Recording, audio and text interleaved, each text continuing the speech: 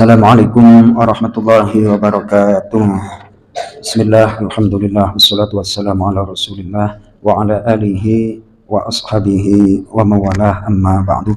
Jemaah sekalian yang dimuliakan Allah subhanahu wa ta'ala, jemaah sholat maghrib Masjid Nurul Ikhlas melanjutkan sedikit uraian tentang akhir dari surah Al-Fatihah. Jadi ada dua kelompok yang kita diperintah untuk menghindar darinya, yakni satu ghairil maghdubi alaihim, yang kedua adalah waladhdallin. Yang satu, orang kalau mau mendapatkan nikmat harus terhindar dari ghairil maghdubi, itu adalah al-yahud wa man syabahahum fi tarkil amal bil ilmi. Jadi dikatakan bahwa orang Yahudi itu adalah orang yang meninggalkan perbuatan atau amal bil ilmi, padahal dia ngerti. Jadi orang Yahudi itu ngerti kalau Rasulullah itu benar, agama Allah itu benar, Islam, tapi tidak mau mengikuti. Nah, itu termasuk ghairil maghdubi. Disampaikan di awal sebelum waladhdallin. Ad-dallin itu adalah an-nasara wa man syabahahum fil amal bi ghairi ilm.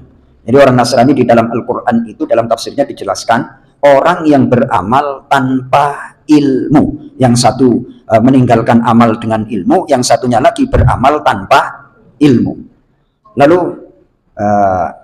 dijelaskan di dalam penjelasan yang lain bahwa untuk beribadah kepada Allah itu memang melawan hawa nafsu. Dua-duanya itu baik Yahudi maupun Nasrani dikuasai oleh hawa nafsu.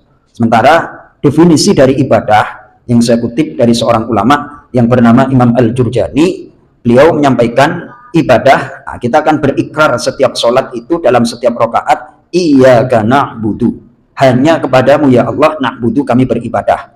Apa sih definisi dari ibadah? Beliau menyampaikan fi'lul mukallafi ala khilafi hawa nafsih ta'ziman li rabbih.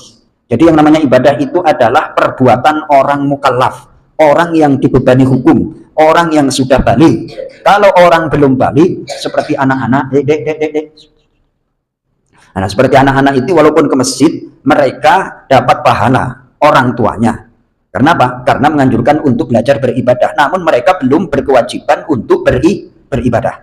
Jadi orang yang sudah balik, itulah orang yang dibebani hukum. Rentang waktu mulai dari anak-anak sampai 15 tahun itu sangat cukup untuk mereka belajar, dan tugasnya pun sederhana, sholat 5 waktu.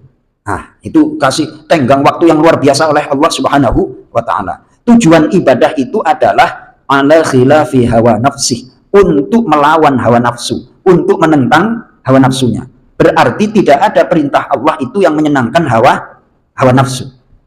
Mau sholat, udah dikit aja udah banyak alasan dan segala macam. Itu yang katakanlah sholat di masjid, apalagi yang nggak pernah sholat di masjid, ada alasan dikit aja dibanting itu oleh hawa nafsunya. Makanya istilahnya itu pas banget Pak Ucu.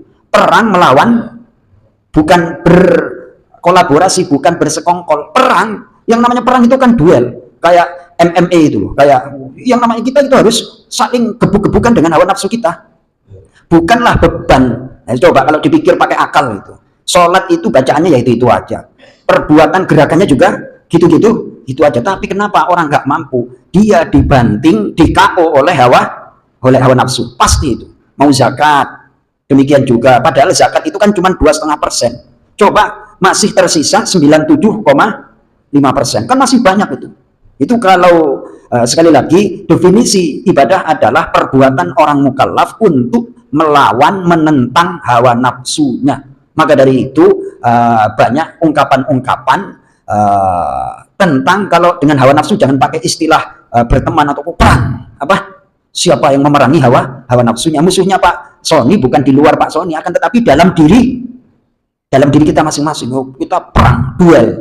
Kalau dalam diri kita nggak mampu, jangan harap mengalahkan yang di luar diri kita. Nah, di situ sangat menarik ungkapan definisi dari Syekh Al-Jurjani. Ibadah adalah perbuatan orang mukallaf untuk menentang, melawan hawa nafsunya. Tujuannya adalah ta'ziman li rabbih, untuk mengagungkan Rabbnya, mengagungkan Allah. Sementara cakupan ibadah itu tidak hanya ibadah di dalam masjid, di luar masjid juga banyak peraturan dalam masuk WC, peraturan dalam rumah tangga, peraturan dalam bergaul, itu semuanya di diterangkan di dalam agama Islam oleh Rasulullah Shallallahu Alaihi Wasallam. Nah, orang Yahudi itu ngikuti hawa nafsu.